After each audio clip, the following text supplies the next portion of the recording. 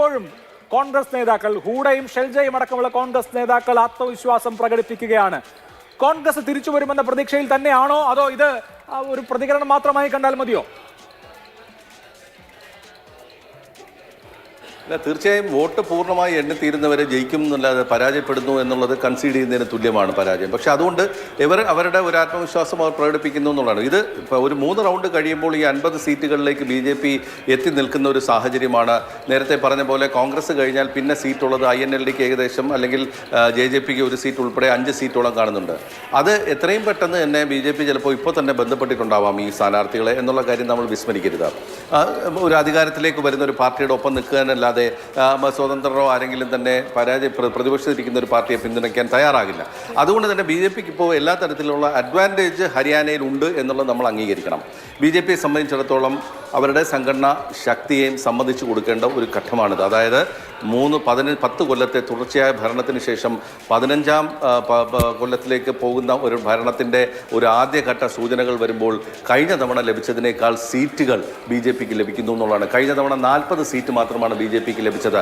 JJPയുടെ 10 പേരുടെ പിന്തുണ കൊണ്ടാണ് അന്ന് സർക്കാർ ഉണ്ടാക്കാൻ BJPക്ക് കഴിഞ്ഞത്. ഇപ്പോൾ നോക്കുമ്പോൾ 50 സീറ്റുകളിലേക്ക് BJP ഒറ്റയ്ക്ക് എത്തുന്ന ഒരു സാഹചര്യം വരുമ്പോൾ അവരുടെ ആ ഒരു സംഘടനാ ബലം, അതോടൊപ്പം ഞാൻ നേരത്തെ പറഞ്ഞ പോലെ ജാട്ട് വിരുദ്ധ വോട്ടുകളുടെ കേന്ദ്രീകരണം പ്ലസ് ദളിത് വോട്ടുകളുടെ കേന്ദ്രീകരണം, ഇത് രണ്ടും BJPയെ വലിയ തോതിൽ തുണച്ചു എന്നുള്ള ഒരു പ്രാഥമിക വിലയിരുത്തൽ മാത്രമേ നമുക്ക് പറയാൻ കഴിയുകയുള്ളൂ. കാരണം കഴിഞ്ഞ തെരഞ്ഞെടുപ്പിൽ രാജ്യത്താകമാനം തന്നെ ദളിത് വോട്ടുകൾ കോൺഗ്രസിലേക്ക് പോകുന്ന ഒരു കാഴ്ച ഉണ്ടായിരുന്നു. അത് രാഹുൽ ഗാന്ധിയുടെ വളരെ കർക്കശമായിട്ടുള്ള പ്രചരണം, ഭരണഘടന ഉയർത്തിപ്പിടിച്ചുകൊണ്ട് ഇത് മാറ്റിമറിക്കാനാണ് BJP ശ്രമിക്കുന്നത് എന്നുള്ള ആ പ്രചരണത്തിന് കിട്ടിയ ഒരു പിന്തുണ തന്നെയായിരുന്നു. പക്ഷേ സംസ്ഥാനത്തിലേക്ക് വരുമ്പോൾ ഈ ജാട്ട് മേധാവിത്വം വരുന്ന ഒരു ഭരണം വീണ്ടും വരുന്നു എന്നുള്ളത് ഹരിയാനയിലെ മറ്റ് ജാട്ട് വോട്ടുകളുടെയും അതോടൊപ്പം തന്നെ അതായത് സൈനി, പിന്നാക്ക വിഭാഗമായ സൈനി, ഖത്രി, പഞ്ചാബി ഖത്രി തുടങ്ങിയ ഖട്ടറുടെ സമുദായം, ഇവരെല്ലാവരും തന്നെ വലിയ തോതിൽ ഒന്നിക്കുന്നു. ദളിത് വോട്ടുകളും ഒന്നിച്ചു വരുന്നു. ഞാൻ നേരത്തെ പറഞ്ഞ പോലെ ഇന്ത്യയിൽ തന്നെ ഏറ്റവും കൂടുതൽ ദളിതർ ഉള്ള ഒരു സംസ്ഥാനമാണ് ഹരിയാന എന്ന് പറയുന്നത്. കാഞ്ചിറാമിൻ്റെ സ്ഥലം, അങ്ങനെയൊക്കെയുള്ള ആ ഒരു വലിയൊരു സ്വാധീന മേഖല BJPക്കൊപ്പം നിന്നു എന്നുള്ളതാണ് നമുക്കിപ്പോൾ പറയാൻ കഴിയുന്നത്. കോൺഗ്രസിന് പ്രതീക്ഷ വെക്കാം. ഞാൻ ഈ പറഞ്ഞ പോലെ ഇനിയും നിരവധി റൗണ്ടുകൾ ബാക്കിയിരിക്കുന്നു. ആദ്യ സൂചനകൾ ഇതാണ് എന്നെങ്കിൽ, ഇത് ഈ ട്രെൻഡ് നിലനിൽക്കുന്നു എന്നുണ്ടെങ്കിൽ അവിടെ BJPയുടെ ഒരു 3ാം ഭരണം അന്തിമമായി ഒരു കാര്യം പറയാൻ വേണ്ടി കാത്തിരിക്കണം എന്നുള്ളതാണ്. BJPയുടെ 3ാം ഭരണം ആണെങ്കിൽ അത് അത്ഭുതകരമായിരിക്കും, അത്ഭുതാവഹമായിരിക്കും. അനന്തമജ്ഞാതം അവർണ്ണനീയം ഇന്ത്യൻ രാഷ്ട്രീയം തിരിയുന്ന മാർഗം എന്ന് കവിത മാറ്റി എഴുതേണ്ടി വരുന്ന അനിതര സാധാരണമായ ഒരു സവിശേഷമായ രാഷ്ട്രീയ അവസ്ഥയെ അഭിമുഖീകരിക്കുകയാണ് ഹരിയാന. പക്ഷേ അത് നമ്മൾ കാണേണ്ട ഒരു കാര്യം, പലയിടത്തും 20 റൗണ്ട് വരെ വോട്ടെണ്ണാനുണ്ട്.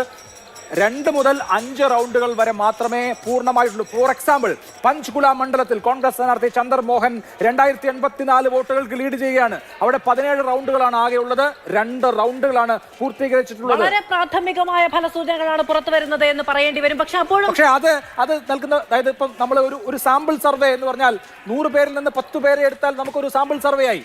അപ്പോൾ 20 റൗണ്ടുള്ള ഒരു കൗണ്ടിങ്ങിൽ 2 റൗണ്ടിലെ ഫലസൂചന എന്ന് പറയുന്നത് സൂചന നൽകും. ആ സൂചനയിൽ BJP കൃത്യമായി മുന്നിട്ട് നിൽക്കുകയാണ്. പക്ഷെ 45 അല്ലെ, നേരത്തെ 50ലേക്കൊക്കെ പോയിരുന്നു.